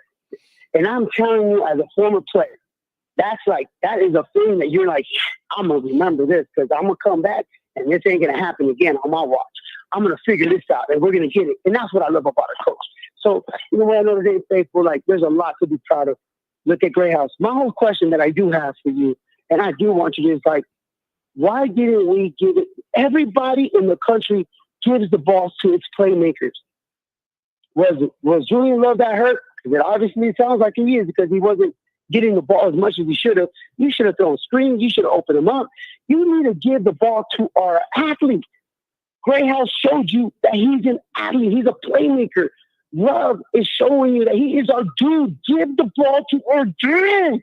Yeah, Stop doing this finesse stuff and all that. It was frustrating, man. It was frustrating. 7 carries between Price and Love for 16 yards. Some would argue Notre Dame got behind early and then abandoned that plan and had to do different things. I was frustrated with it. What's the injury realities? I don't know, but it was frustrating. Yeah, and then another thing is too. I've told you, I've gone to a couple of Buckeyes and I met some wonderful people throughout the airport, and I met I actually posted him and his mom. I had a great conversation with him. But I'm a firm believer that we should have never changed how we got there. If we play bump and run, I'm hoping it would have been a different outcome. But at least we go down. If we lose, we go lose our way. We don't go lose with the media and have Don Mountain, Stephen A. Smith says, and find far explanations of everything. And all of a sudden, he's realizing the SEC is no longer the SEC. Enough of that, man. We should have went down the way what got us there. Play man up, bump and run 70, 80% of the time, and let the best team win. We got athletes too. Let's not play scared. And that's what scared money makes no money, bro. So you need to start playing with that mentality. And you know what? Pedal to the metal and go all out. The way you got there is the way you go out. Period. Yeah, man. I love you, man. Get back to work, hang in there, and give me a call later. For sure, John. Hey, Irish Nation, until next year, man. And John, keep up, man. Keep up the faith. Go to Florida, enjoy yourself. Take a couple of days off and get ready because we need to have these Saturday night shows popping every single time. I like everybody in the chat. Oh, Omar. And when next time a caller comes up to you and you need translation, let Omar explain this one for you. I'm pretty sure Omar knows. When they call you like that, we us Mexicans have something for them. We say FTP. Find out. Once you know. Every time they call your show, give you attitude like that. Say, hey, you know what? FTP, my boy. And just hang up on their ass. All right, John, I'm out. All right, see ya, dude. I just can't. That guy it just never stops, man. He just goes and goes and goes. And I don't think he drinks. I don't even think he drinks. And that's the other thing, man. Like, I'm at the Indiana game. He's giving me homemade tequila, but he ain't drinking it. And so I'm like, all right. It's all natural, baby. It's all natural. It's unbelievable. 480 and then 574-386. What's going on, 480? Johnny boy, what's going on with you, man? I don't know. I'm trying to move my mind forward and get totally engaged into 25. But I admit I'm still a little beat up. I feel you, brother. I know you touched on. You said you were sick. I'm in the same boat, man. This stuff's kicking my ass, dude. This is the second time I've had it. That sinus stuff. But the caller that we just had to break down the street lingo, the FTP. That means fuck that puto. Just to clarify, so you didn't have to Google it and waste your time. Shout out. That was a good call. He's a funny guy. But to touch on the game, the Ohio State game, I'm hearing people's different point of views, and it's funny because I kind of view myself as and I'm a huge Notre Dame fan, but like I get a lot of shit from Notre Dame fans, and they're like, "Oh, you're a hater and you're da da da da da," and it's like, do you feel like that just because I'm saying the truth? But like, why would you be labeled a hater? Like, if you're complaining about areas where we're deficient or something, you're not a fan, like that kind of thing. Well, oh yeah, they're like, because it's like, you hear people saying, oh, or like, if we win, we got these games that we won or whatever. They're like, oh yeah, we beat, Navy and Army and they were ranked and, da da da. And it's like, yeah, but they're service academies. I get it that they're ranked. Or the players, they'll be like, oh, Notre Dame players are so much better than they are, or whatever. I'm more of like, let's call it like it is. You know what I mean? When we do good stuff, absolutely give them the props. When we don't do good, you got to call them out for it. Like I'm watching the Ohio State game, and I don't know what the hell Denbrock was doing. The play calling to me was insane, was nuts. Before we even got down, it was the second drive. I didn't understand the offensive play calls. It's like Notre Dame in this playoff run. First off, they deserve to be there. They beat the teams that were in front of them. And they put themselves in the position to play in the championship game. And I'm watching the game, and I don't understand these quarterback runs. I don't understand why Denbrock is calling some of these asinine passing plays. Like there was 0 shots taken. it just seemed to me that against Penn State and Ohio State, and even in the Georgia game, Notre Dame really didn't play their best, or Denbrock didn't really start opening up the playbook for all of the players to be successful until we were put in a position to where we had to do it. I don't know what you thought about that. Yeah, it's I mean, listen, it's really frustrating. You could argue the game was lost for Notre Dame clearly in that second quarter, and then our second and third offensive drives were completely horrific. Wasn't it the second drive? You had a holding penalty. You had a false start. It was, yeah, Riley misses a pass. Then you have a holding. Then you have a false start. It's 2nd and 25. There ain't too many play calls to draw out of that. Like it was. And then what do you make of, excuse me, what do you make of Love and Price having 7 combined carries for 16 yards? Is that health related? Is that they panicked because they got behind and abandoned it? Like, what do you make of that? Because that's the opposite of the way Notre Dame's been winning games all year, was that approach. What do you make of that? Well, this is where I was talking about how people will be like, oh, you're a hater or whatever. Look, Notre Dame wants to talk about how we're O-line you, da-da-da-da-da. I've watched a lot of Notre Dame games over the years. I've never seen Notre Dame's offensive line dominate in games like this at all. When you watch the Indiana game, you take away Love's 98-yard run, our rushing attack didn't do shit the entire playoff run. They did absolutely nothing. Our backs were trash. Our offensive line was trash. And I don't care about what excuses, blah, blah, blah. You know what I mean? You line up and you knock the other dude off the line of scrimmage who's in front of you. And we didn't do that at all. And it's been like that every single year that we've been in a big game. Notre Dame does not step up and accept the challenge. It's the complete opposite. They get their ass whipped. I mean, I was blown away at how much Ohio State was able to dominate the line of scrimmage with 4 guys. Yeah. So is that the differential, looking at a roster with 14 5-stars against 1? Oh yeah. And but here's the other thing I struggle with, man. The other thing I struggle with is I see this a lot from fan bases, sometimes in ours, sometimes in others. And they'll be like, well, if you just take away all of the biggest plays made in the game, things would have been different and the stats would have been different. It's like, well, yeah, but like you can't not count the 98-yard Love run in the playoff. Like, you know what I mean? So I get what you're saying, but also it's hard when you're like, if you just take away some of the big plays, things would have been different. It's like, well, yeah, obviously. So I don't know, man. Do you blame the injuries, or is that just an excuse, or what?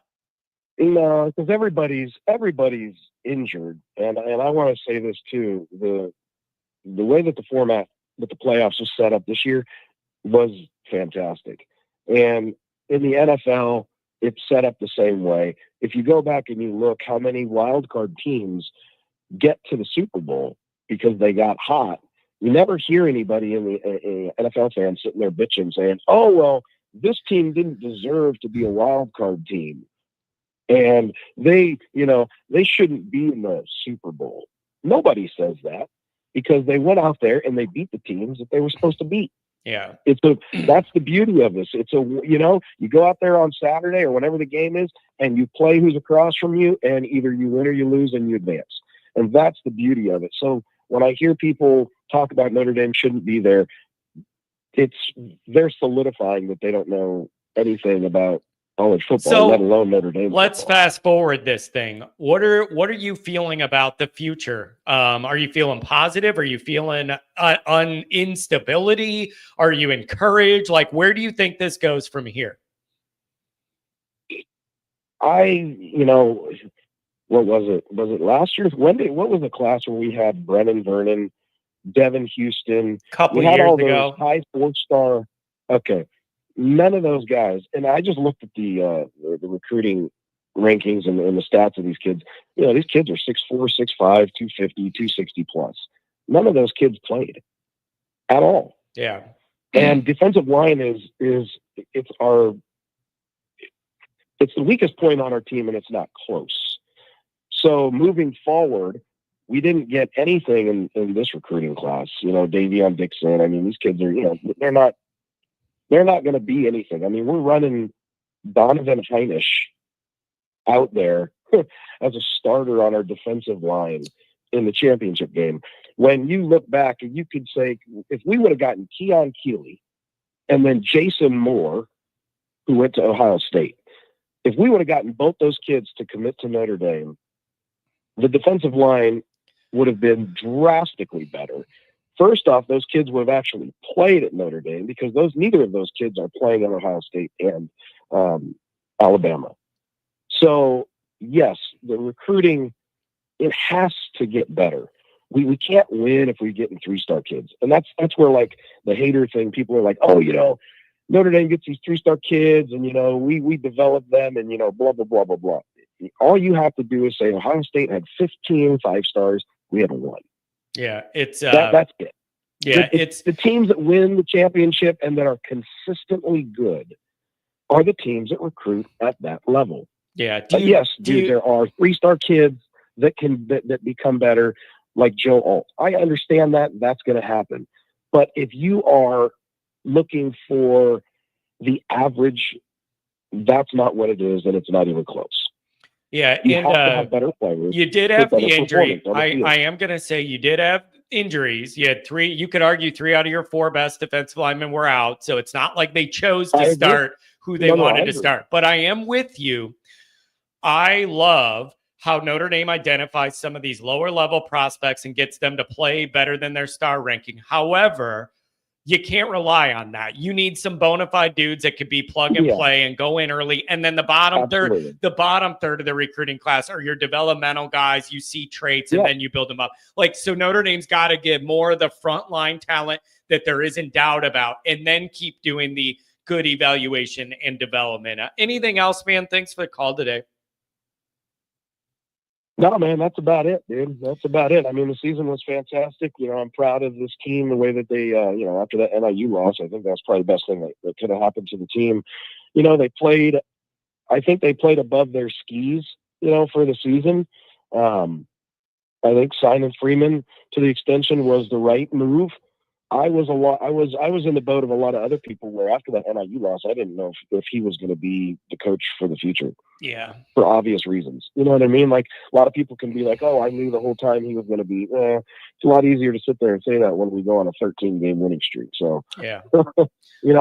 Just keep doing what they're doing. The recruiting needs to get better at certain positions, and they need to hire Mike Mickens to be the DC. Yeah, it's going to be interesting. You can't lose him. It's going to be interesting. We're going to have a lot of changes here and keep the band together and have some new parts, man. Thank you very much for the call. A couple more chats and we'll round it out for the day. I'm fighting it, you guys. I'm fighting it. $20 hour. We all need to get some perspective. We just played for the championship, lost by 1 score, playing our D+ game. Hopefully we could stay healthier next year. That would have made all the difference. Yeah, there are different perspectives on this, man. There are a lot of different perspectives. Tom saying, turn the page. Well, that's easy to say, but how do you force yourself to do it in your heart? I get it. I want to do that. It's just, how do you flip the switch? You got to put it in the rear view mirror. It's going to screw up your mental and physical health. You're too late. Too late. I think Sean is the Ohio State guy. In Ohio State guy. I think the big lesson is don't schedule hard. Keep your hardest games for the playoff. Well, Notre Dame opens up at Miami and then has Texas A&M and then Arkansas. Not, top 5 teams, but certainly not easing into the season. Certainly not easing into this season. Jay Carr, does your daughter just have free for all upstairs while I'm doing the show? Wife goes to the hospital to do surgeries at 5 a.m. while I'm sleeping. And then I have childcare that comes at 8:30 so I could set up for the show. she gets her on the bus, and then I get her off the bus. So I got it covered. But thanks for considering my arrangement. Chief, we might start 0-2. Absolute nightmare scenario can happen. 574, what's up? How's it going, John? I made it. Yeah, we made it. How are you doing? I'm struggling, and I admit it. I mean, I was struggling. That's why I didn't call in after that game. I was a mess after that game. Yeah, it was just a tough one, and I'm proud of the guys and whatever, but I am struggling. I was struggling too. I mean, that was like the Northern Illinois game, to be honest. I mean, you could have. It's like you were up by 7-0. It was like take a deep shot down the field, but I guess you couldn't with that O-line being so injured. Everyone was injured. It looked like. Yeah, it was rough. So, what's your big takeaway from all this? Is it Notre Dame's closer than we've been, and you're still encouraged, or are you looking at the differential with the talent and have concerns? Like, where do you think, what is the reality of where this program sits presently, in your opinion? Well, I think what the reality is right now you gotta be able to build a roster constantly, because if you don't have any recruits coming in next year and you're opening up against Miami with Carson Beck and then A&M, it's scary to a lot of people. Yeah, so it's you gotta yeah, there's no easing into next year. That's the thing. You're going to have a new quarterback, and you're going to Miami to start. And it's just, here we go, man. We just got done with this season 2 days ago, and I'm already worried about the beginning of next year. Well, I guess that's life as a Notre Dame fan. But I also have to defend the argument that we're playing those teams. Because if we were playing Butler and Valparaiso, do you think anybody on ESPN, and by the way, ESPN is the one who really runs the college football playoff, do you think they would ever consider us serious if we played Valpo and Butler to open the season? Yeah, it's listen, nothing's easy, man. The beginning half of next year's schedule is really, really tough. And so I don't know. What do you make of Al Golden? And do you want Mike Mickens to get that job? Are you open to somebody from the outside? What are your thoughts on that? I say open it up to anybody, but if you see a top candidate, it's like you can't wait. It's like trying to buy a house in a very competitive market. Get the coach, get him in here. We pretty much know what we want and just run our system. Yeah. It's going to be really interesting. I think a lot of people thought it would just automatically go to Mickens, and it just seems like there's a bigger search going on, which is probably healthy, I would guess. And so I don't know. This is going to be really interesting. How do you think the quarterback thing is going to play out? That's the next big question here. I think you got to ride with Angeli just because he's been here so long. But at the same time, you got to bring someone in as a backup. But still, I mean, I would just ride with Angeli just because he's been here so long. I mean, you got to give him a shot for at least 1 year. See how he plays. I think if they just do the in-house thing, you need to have a real competition between all these guys and see what happens. And so I don't know, but I think the Angeli thing makes me nervous. He does a lot of good things. He looks good throwing the ball a lot of times. But every time he's in there in mop-up, dude, he's getting nailed from behind with no pocket presence every single time. And he's only in for like 3 plays.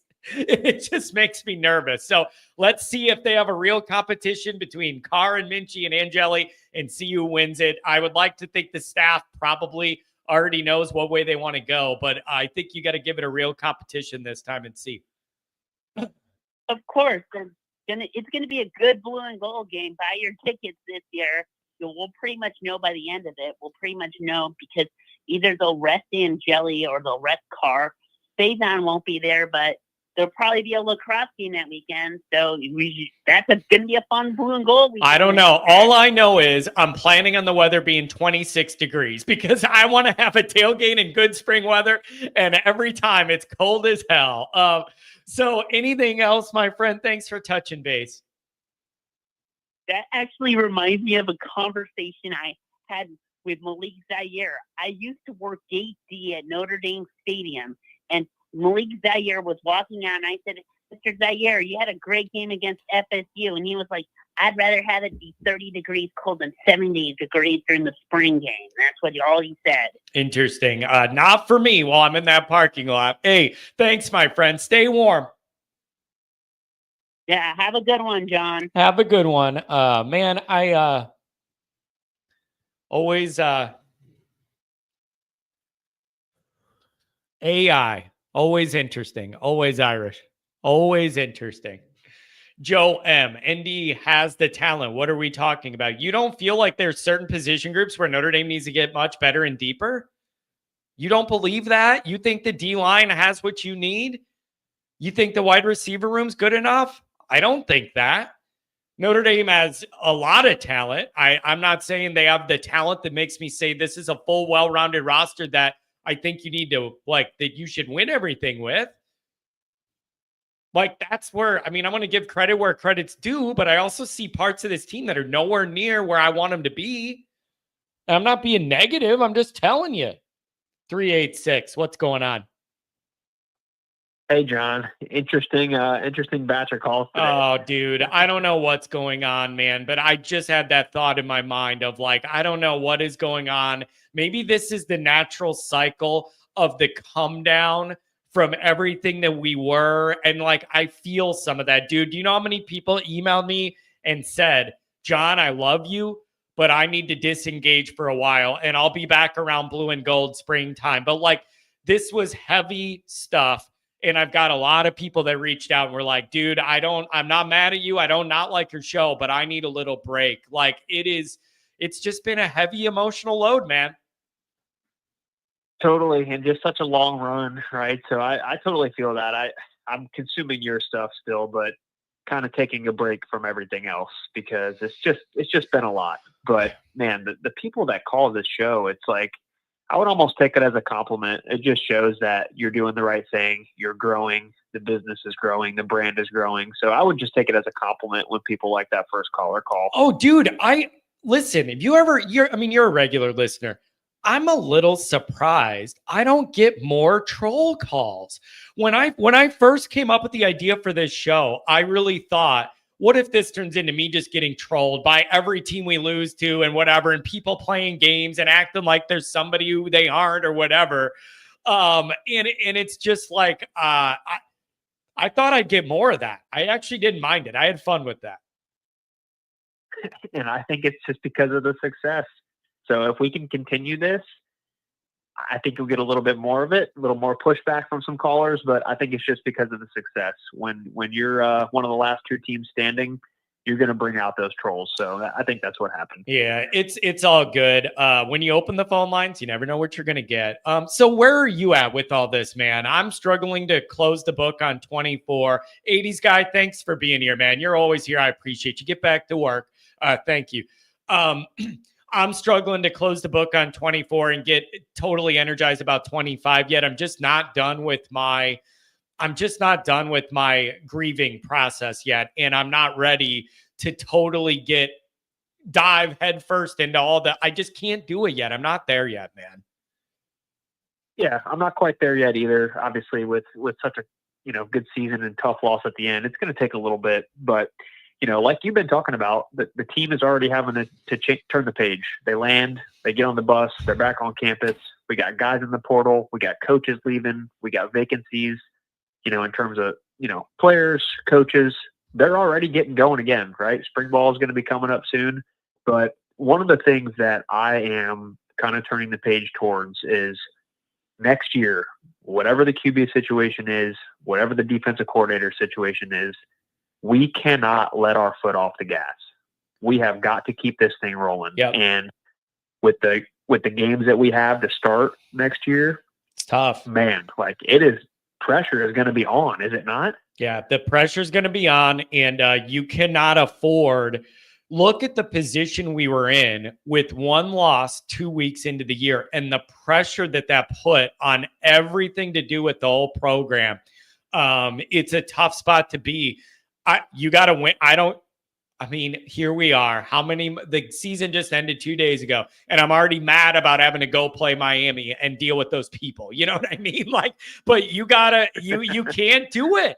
You can't have a loss in the first 2 games of the season when you're Notre Dame. It puts all this pressure to be perfect on you.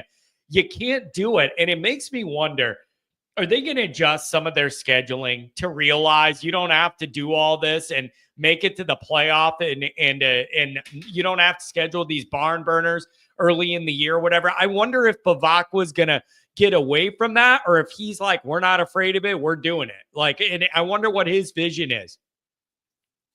Yeah, maybe not the first game of the year, right? Year in and year out, we're at A&M or at Miami. I would like to, maybe give the guys an opener that we can be a little more comfortable with. But at the same time, I do think that playing some of those bigger games, it could be an advantage too. Like, it's everybody's week 1.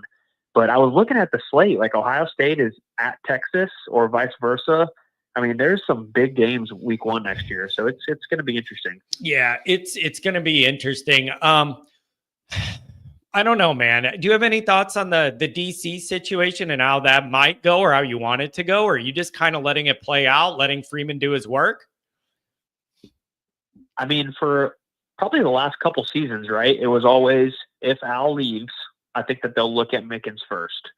Now, if you don't go for Mickens, which I think that they're probably going to trend in that direction, but if you don't go for Mickens, it better be somebody.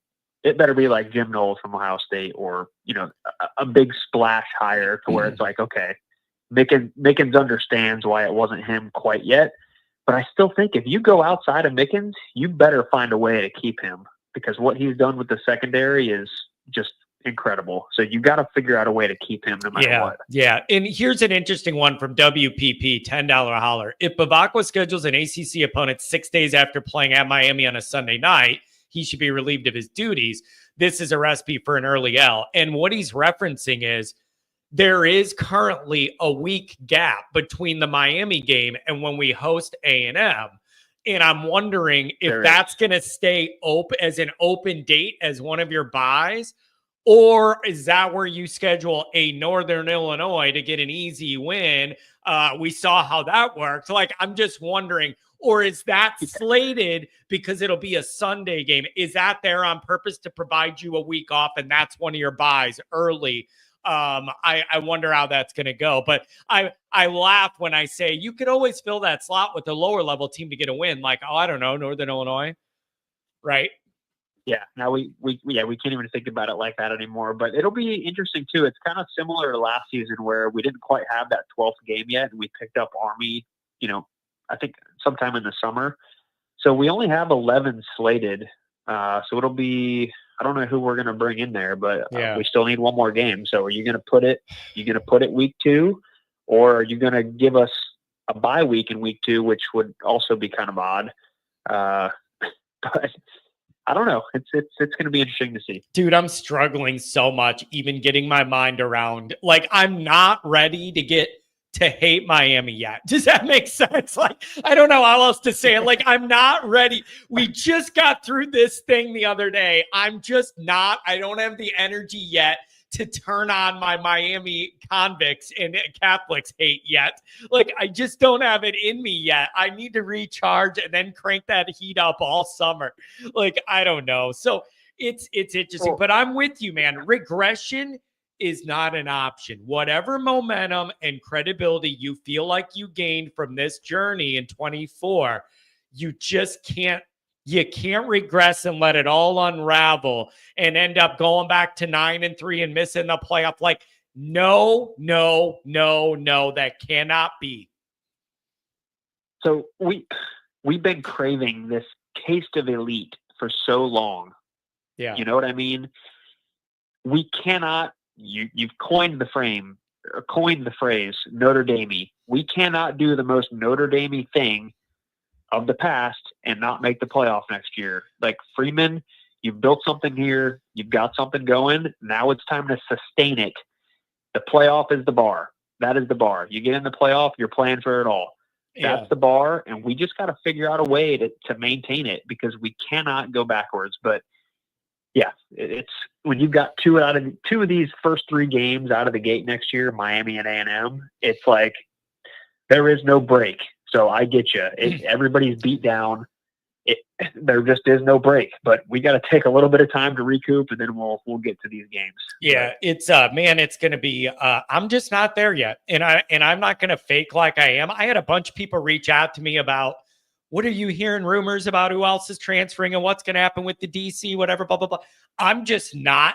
I'm not on it the way I normally am. I'm just not there yet, man. I'm trying to decompress, and then we'll get into this. The interesting thing is, the season ran on so long, spring ball is going to be here before you know it. Like, it's, you know what I mean? Like, you ran this out so long, spring ball feels like it's right around the damn corner, and we'll all be drinking Miller Lights for breakfast at the Blue and Gold game in a parking lot. Yep. Talking about, all right, which quarterback's running out first? Oh, man, this is, it's Good never, Lord. I always say this too, there's never a dull day in Notre Dame land. It is always, there's always something. It isn't always good, but there's always something. And this is going to be interesting, man. Anything else on the way out? Thanks for the call as always. I don't think so. Nothing else. Just appreciate your time getting through this week. Obviously a super tough week for everybody in this community, but appreciate your time and, sticking through it. There's no doubt that you would. Hey, but thanks, just man. appreciate you being there for us and giving us an outlet to chat through it with you. I really appreciate that, man. Listen, I look at it as, do you know how weak it would be if we win some playoff games and I'm here and I'm making super chats and I'm in a good mood and the callers are happy? And then what? We lose and I'm supposed to what? Not show up and face the music? Like, even though I'm completely miserable when we lose on a post-game show, I have an obligation to be here. If you're going to be here during the good times, I have an obligation to take the heat when it's bad. So it's miserable. I hate it. It's awful, but it needs to be done. It's the right thing to do. Yep, you got it, man. Well, enjoy the weekend, and if you do come to Florida, come on down. The weather is perfect. You can golf. You can do the shows from the patio. Dude, you know what I want, man? Like watching those. That patio, seriously, man, it's on the second level, and it overlooks, palm trees and a par 5 with the approach over a pond onto this golf course. I can just breathe in the tropical air, drink my Miller Lights, listen to some music, judge all these people hitting their approaches into that green all day. It's really, really relaxing for me. So maybe I got to find a way to get down there. Come on down, man. The warm weather's waiting for you. I'm sure it'll help your sinuses too. Man, yeah, exactly. Get some of that salt air in them. Hey, thanks, man. Have a good day. Really appreciate you. That's going to be it for the day, you guys. It's just, this is tough, man. I'm just not quite myself. I'm just not. I'm just not. Lawyer Cop, $5 prescription to begin to heal for this year. Coach Freeman's Bear Bryant Award speech. Thanks for your love, sweat, and sacrifice this year, John. I really appreciate it, man. I really do. It is, I internalize all this stuff.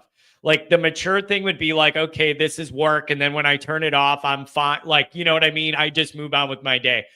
I internalize all this. And when it's good, I get a runner's high. When we've won these playoff night games and I'm doing this show late into the night, I can't go to sleep because I get that adrenaline rush from all your energy and the good comments and the good calls and the super chats and the good numbers. And I get fired up and I can't turn it off and go to sleep. But when it's bad, dude, the same thing happens. I internalize it. I think of all the miserable things you guys say and how bad it is. And then and I wear it. I need to be better at separating it, but I'm just not that good at it. And if I was good at separating it, you guys probably wouldn't like this show as much. A part of why you like it is because I ride the emotions and don't just sit there this is a business. Ooh, whatever. All right. Love you guys. I love this show. I love Notre Dame. We'll get through this. We'll get through this, man. Everybody have a good one. Take care. Enjoy the NFL playoffs. No stress football. Imagine that for me anyways. Have a good one.